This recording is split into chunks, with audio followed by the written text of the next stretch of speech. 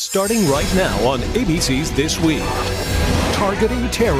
This is my eyes and ears. We're all access and behind the scenes with the Homeland Security Secretary, revealing the new threats that keep him up at night. We had 2 bomb threats. We're looking at everything. Making history. Pope Francis elevates 2 popes to sainthood. Hundreds of thousands pack St. Peter's Square, and we're in the middle of it all. On a mission. Come on, step up your game. Elizabeth Warren's fiery message is energizing Democrats. Plus, Robin Roberts looks back on her historic conversation. There was a point where I was thinking to myself, can someone else do this interview? From ABC News, This Week with George Stephanopoulos begins now. Good morning. Lots of ground to cover today, and we begin in Rome, where 500,000 pilgrims now packing St. Peter's Square to witness a moment in history. 2 living popes together to canonize 2 former popes. ABC's chief foreign correspondent Terry Moran is on the scene for the ceremony. Good morning, Terry. Good morning, George, and what a morning it's been. The atmosphere electric here among the more than 1 million pilgrims they believe showed up. And they streamed into St. Peter's Square, beginning at dawn, filling the place, the long avenues, to witness that moment, the high ceremony of the Catholic Church, Pope Francis with Pope Benedict in attendance, making saints of 2 of their predecessors, John Paul II, John the 23rd.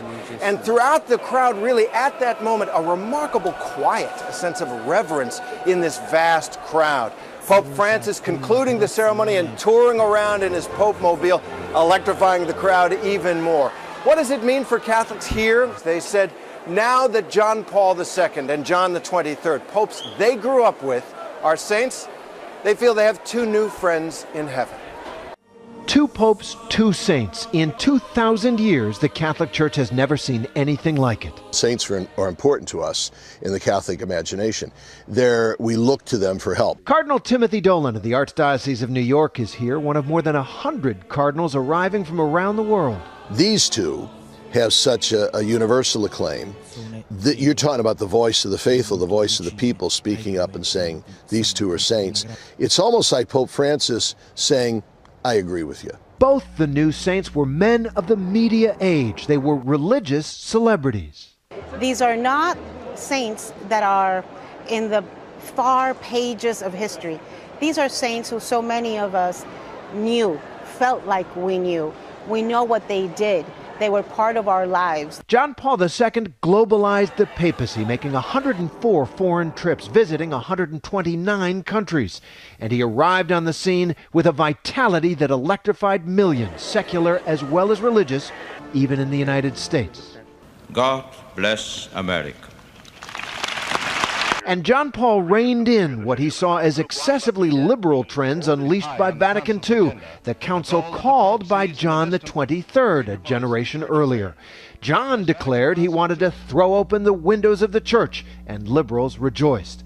But the fact that both these popes will be made saints at the same moment says something about the pope who's doing it, Francis. Francis is saying, I'm a little tired of these intramural divisions in the church.